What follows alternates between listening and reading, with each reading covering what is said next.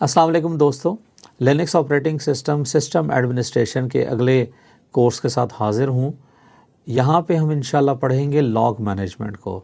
Log management क्यों ज़रूरी है हमारे सिस्टम में और उसका क्या फ़ायदा है, ये इंशाल्लाह डिटेल में डिस्कस करते हैं। स्लाइड्स की तरफ चलते हैं। हम डिस्कस करेंगे, हम पढ़ेंगे, तफसील से पढ़ेंगे लॉग डायरेक्टरीज़ को, सिस लॉग को जो सिस्टम की लॉग है, जर्नल CTL हमने पढ़ा था थोड़ी देर पहले, उसको हम तफसील से डिस्कस करेंगे वो क्या है, और कर्नल लॉग्स को। आपके पास आपके सिस्टम में होम डायरेक्टरी में हमने शॉर्ट ज़रा डिस्कस किया था कि वार के नाम से एक डायरेक्टरी है, VAR के नाम से, और उसमें एक लॉग की डायरेक्टरी है। ये बेसिकली डायरेक्टरी है जो कि आपकी सारे सिस्टम की लॉग्स को स्टोर करने के काम आती है। मिसाल के तौर पे आपका सिस्टम, उसके ऊपर आप लॉगिन करते हैं तो इस काम की डिटेल कि ये सिस्टम में कौन यूज़र लॉगिन हुआ, किस वक्त लॉगिन हुआ, सिस्टम ने किस वक्त बूट किया, कब शट डाउन हुआ, सिस्टम के ऊपर कर्नल के कौन कौन से बिहेवियर्स आए, सिस्टम के ऊपर कौन कौन से मैसेजेस चले, ये सारा कुछ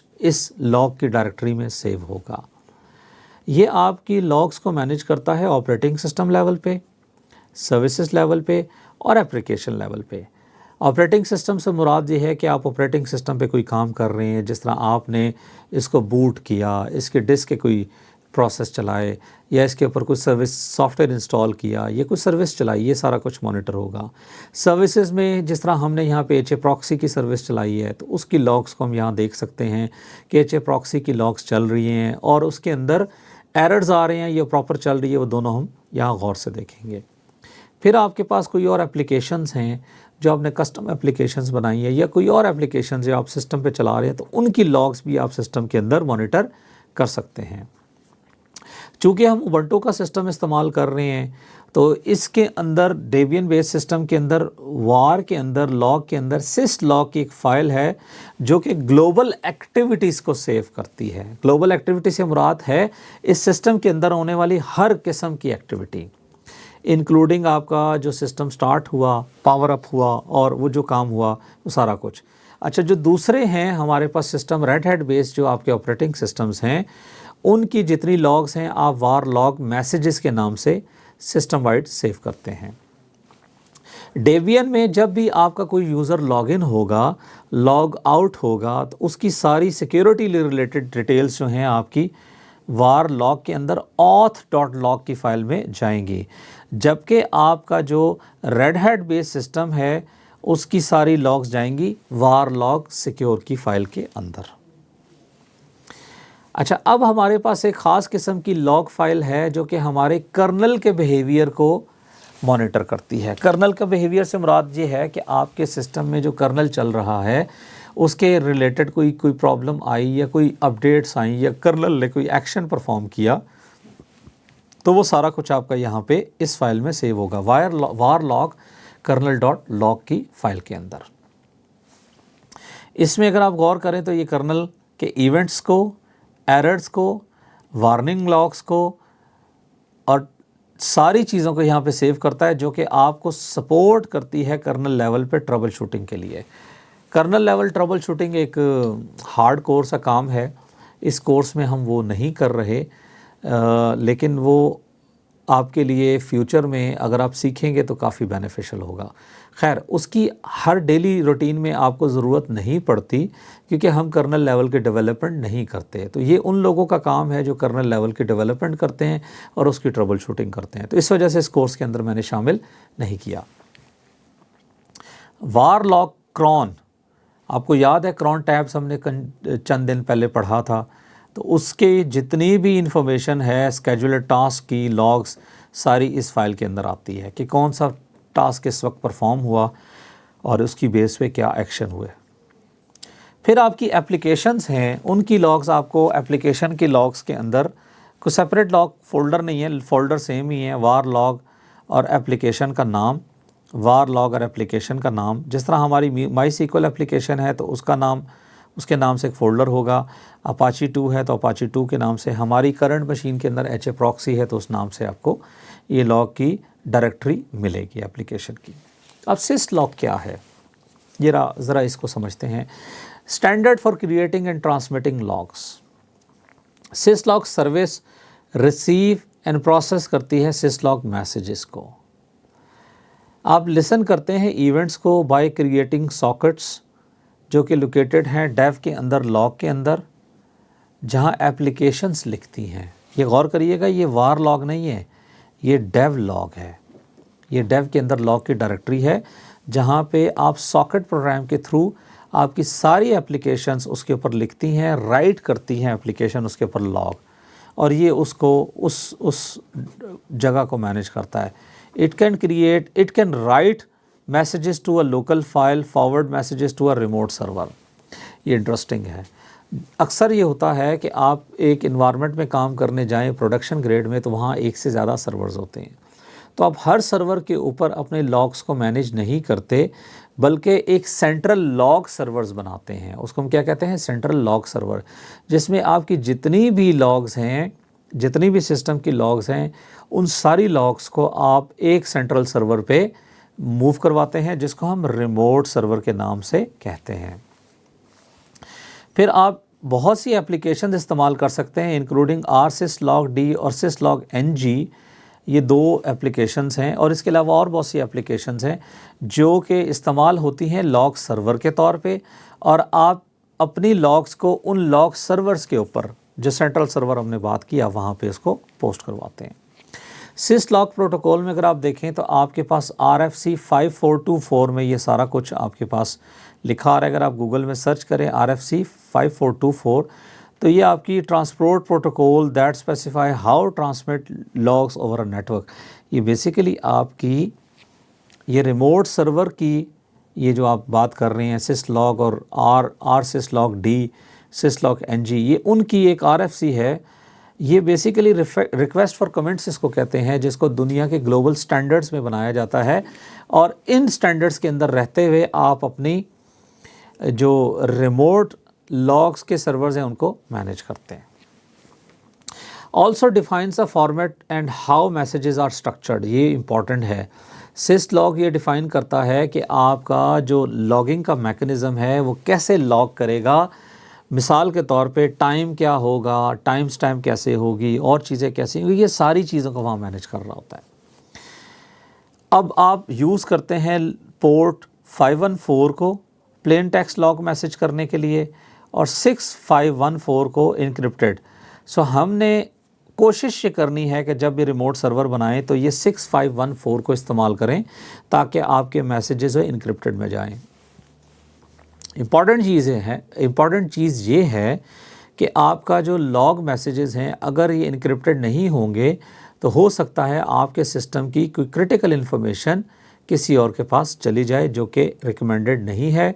रिकमेंडेड ये है कि आप इसको लॉग सर्वर को रिमोट सर्वर के तौर पे जब लेके जाएं, तो आप इसको 6514 यानी इनक्रिप्टेड फॉर्मेट में इसको मैसेजेस को फॉरवर्ड करें। syslog मैसेजेस का एक लॉग फॉर्मेट है।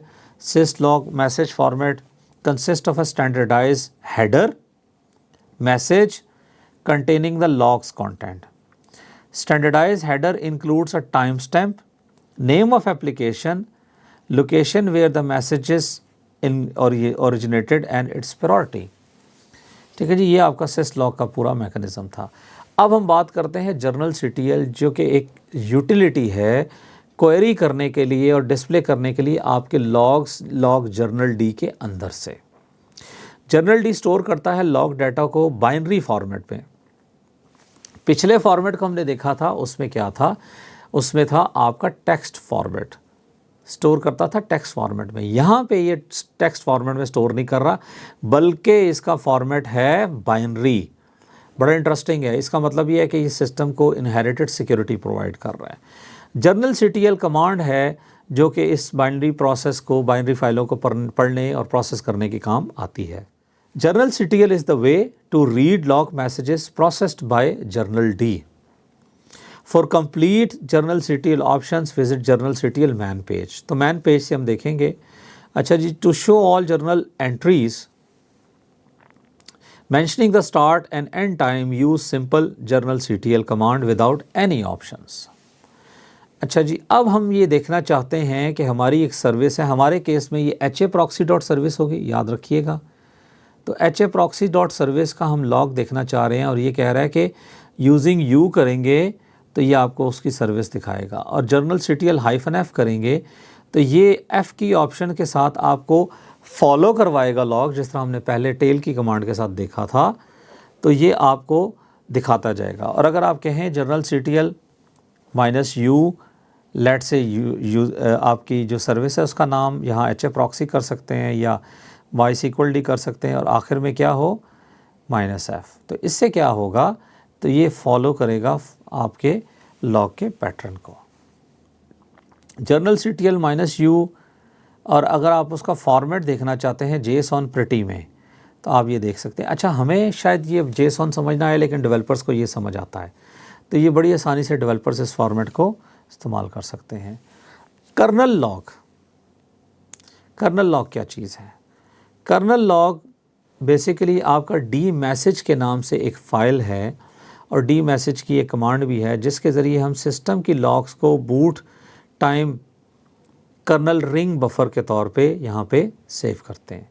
अब ये थोड़ा सा टर्मिनोलॉजी ज़रा सा टकी होगी है, लेकिन आप ये समझें कि जब आपका सिस्टम बूट करना शुरू करता है तो कर्नल की जितनी भी लॉग्स हैं उस सिस्टम के अंदर बैकग्राउंड में जाके इस सिस्टम में सेव होंगी एक बफ़र के तौर पे। अच्छा, जब भी आप इसको कहेंगे dmesg की कमांड से तो ये शो करेगा हार्डवेयर ड्राइवर्स की इंफॉर्मेशन, कर्नल की इंफॉर्मेशन, स्टेटस ड्यूरिंग बूटअप। अब गौर करिएगा कि कर्नल के लॉग में कौन सी चीज़ें इंपॉर्टेंट है जो हो सकती हैं, हार्डवेयर ड्राइव्स की इंफॉर्मेशन, ड्राइवर्स की इंफॉर्मेशन, हार्डवेयर ड्राइवर्स में आपकी हार्ड डिस्क भी हो सकती है, आपका इंटरनेट से कनेक्ट करने के लिए नेटवर्क डिवाइस की इंफॉर्मेशन भी हो सकती है, आपके कर्नल मॉड्यूल भी हो सकते हैं, आपका CPU रैम भी हो सकती है, आपका कोई GPU कार्ड भी हो सकता है। ये सारी इंफॉर्मेशन इसमें कर्नल में आएगी। It get reset on every boot, जब भी आप इसको बूट करेंगे तो पिछली इंफॉर्मेशन आपकी गायब हो जाएगी। If having issues with something during boot up और hardware issue, dmesg is the best place to look at. जब आपके हार्डवेयर लेवल पे कोई इशू आए तो आपने dmesg को इस्तेमाल करना है और उसके अंदर जाके आपने इश्यूज़ को फिक्स करना है। अच्छा, वार लॉग kernel.log की एक फ़ाइल है जिसमें ये कर्नल के सारे लॉग्स सेव हो रहे हैं और ये लॉग्स dmesg आउटपुट में भी आपको दिखाता है। चले जी, एक छोटी सी लैब कर लेते हैं, इसको ज़रा देख लेते हैं ये है कहाँ पे इन सारी चीज़ों को। तो अपनी मशीन पे जाते हैं,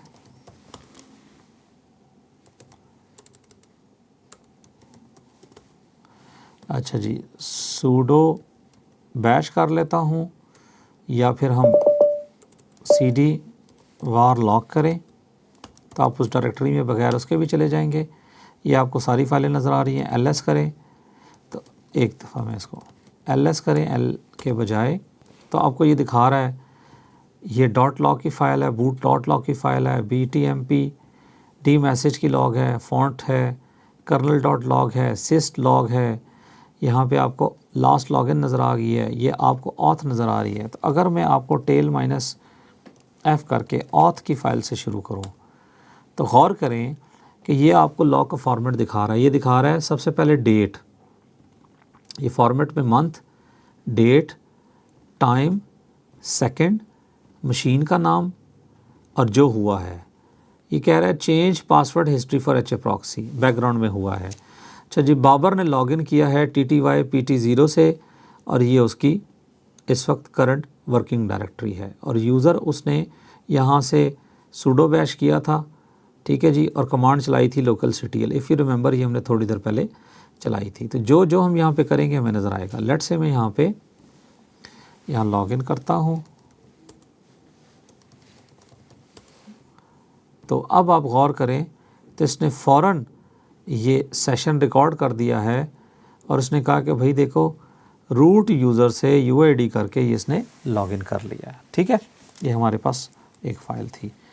क्लियर करें स्क्रीन को, ls करते हैं। आपके पास और भी फाइलें हैं, ls सिर्फ ls करते हैं। अच्छा जी, अब मैं ये चाहता हूँ कि मैं सिर्फ बूट हुई है मेरी मशीन उसकी लॉग्स देखूँ। तो cat boot.log करूँगा तो वो मुझे कह रहा है परमिशन नहीं है। तो अब मुझे टेल की कमांड से भी चला के देखते हैं तो हमें यही एरर आएगा ठीक है, ये उसने कहा परमिशन नहीं क्योंकि एडमिनिस्ट्रेटिव लेवल की कमांड है। तो अब मुझे सूडो करना पड़ेगा, सूडो बैश कर लेता हूँ और कैट करता हूँ बूट डॉट लॉग। तो आपको ये दिखा रहा है कि जब आपका सिस्टम बूट होके आया तो उसमें क्या क्या सर्विस हुई। अच्छा, इंपॉर्टेंट सवाल है, मुझे क्या ज़रूरत है बूट की लॉग देखने की, मुझे तकलीफ़ क्या है? मैं आपको क्लियरली बताऊं, तकलीफ़ ये है कि हो सकता है कि आपके सिस्टम में हैकर ने अपना कस्टम कर्नल डाल लिया हो, ये कोई ऐसी सर्विस बैकग्राउंड में चल रही हो जो आपको बज़ाहिर नज़र ना आती हो। तो आप जब सिस्टम को बूट करते हैं तो यहाँ पे आपको हर सर्विस की बूट लॉग जनरेट कर रहा है। तो इस काम में आपको बूट डॉट लॉग की फ़ाइल इस्तेमाल करनी पड़ेगी। ls करते हैं। अच्छा जी, अगली फ़ाइल हमारे पास है, कैट करते हैं कर्नल डॉट लॉग को। तो कर्नल डॉट लॉग को अगर आप देखें तो ये आपके पास ना मुख्तलिफ़ सर्विसेज का बता रहा है, भाई ये काम मैंने कर लिया, ये काम मैंने कर लिया। ऐप आर्मर एक इसके अंदर सर्विस है जो डिनाई कर रहा है किसी चीज़ को, ठीक है जी। इसी तरह अनकन्फाइंड कोई इशू है ऐप आर्मर का, वो दिखा रहा है। तो ये जितने भी काम रिलेटेड टू कर्नल है ना, वो सारे आपको यहाँ दिखा रहा है। ये गौर करें, उसने दिखाया जी मैंने SDC1, जिस तरह मैंने कहा था आपसे कि आपकी डिवाइसेस की इंफॉर्मेशन भी ये लेता है, ड्राइवर्स की, तो SDC1 भी इसने यहाँ पे उठाया हुआ है, ठीक है। और ये थोड़ा सा टाइम पुराना है जब इसने काम किया था, अभी आपका टाइम कुछ और है। तो ये कर्नल लेवल की आपकी लॉग है। अब मैं करता हूँ डी मैसेज। तो जब डी मैसेज करेंगे तो गौर करें, ये डी मैसेज भी कर्नल की ही लॉग है और ये आपके वो सारे ऑपरेशंस उठा के ला रहा है जो कि कर्नल से रिलेटेड हैं। इसमें लूप डिवाइसेस आपको डिस्कें नज़र आ रही हैं, ये ऑब्वियसली उसकी हैं। कर्नल मॉड्यूल्स का कुछ चीज़ नज़र आएगी, ऑडिट नज़र आ रहा है, ठीक है जी, के ऑडिट नज़र आ रहा है। ये सारे आपके कर्नल से रिलेटेड काम है, लिनक्स ऑपरेटिंग सिस्टम के कर्नल से रिलेटेड। तो ये सारे आपको यहाँ पे नज़र आ रहे हैं। अच्छा जी, वापस जाते हैं। ये हमने डायरेक्टरीज देख ली, सर्विस आपने देख ली। अच्छा जी, सिस्टम CTL स्टेटस syslog, तो ये आपकी सर्विस है syslog की, जो कि इस सारे प्रोसेस को चलाने के काम आती है। अगर आपकी ये सर्विस बंद हो जाए तो आपका सिस्टम लॉग नहीं करेगा। अच्छा जी, कैट करते हैं क्रोन, अगर हमारे पास क्रोन चल रही है। अच्छा जी, क्रोन मुझे यहाँ पे नज़र नहीं आ रही, ठीक है जी, चले कोई मसला नहीं। अच्छा, एक और है फाइल टी पैकेज। तो ये आपके जितने आपके सिस्टम में इंस्टॉल्ड पैकेजेस हैं उन सारों की एक डेटाबेस हमने पढ़ी थी कि मेंटेन कर रहा है सिस्टम, और ये लॉग भी इसने मेंटेन की हुई है। तो ये फ़ाइल का नाम क्या है, कैट करें डी पैकेज डॉट लॉग, ठीक है जी। अच्छा, ls करते हैं दोबारा। ls में हमें HA प्रॉक्सी के ही नज़र आ रहा है, हम HA प्रॉक्सी से लॉग इन करते हैं। तो जाते हैं HA प्रॉक्सी, CD नहीं है जी, कैट करेंगे HA प्रॉक्सी और कैट करें तो HA प्रॉक्सी की सर्विस ये दिखा रहा है, लॉगिन हो रही है, एग्ज़िट हो रही है, काम कर रही है, ठीक है जी। ये सारा आपको यहाँ पे क्लियरली नज़र आ जाएगा। क्लियर करते हैं स्क्रीन को, ls करते हैं। अब हम जाते हैं कमांड की तरफ, journal CTL -u HA proxy dot service. तो अब गौर करें तो इसने हमें तकरीबन वही फ़ाइल दिखाई है लॉग जो हमने थोड़ी देर पहले देखी थी, HA प्रॉक्सी के लॉग के तौर पे। फॉर्मेट दोबारा समझ लें, ये सबसे पहले आपका देखें, टाइम, डेट, जुलाई, मशीन का नाम, सर्विस, ये देखें HA proxy, system D start किया HA प्रॉक्सी को, सिस्टम डी ने स्टॉप किया। ये सारा आपको यहाँ पे इस फाइल में नज़र आ रहा है। अच्छा, अब मैं ये चाहता हूँ कि इस फाइल को मैं फॉलो करूँ तो -f करूँगा। तो अब अगर गौर करें तो मैं इस फाइल के अंदर मौजूद हूँ।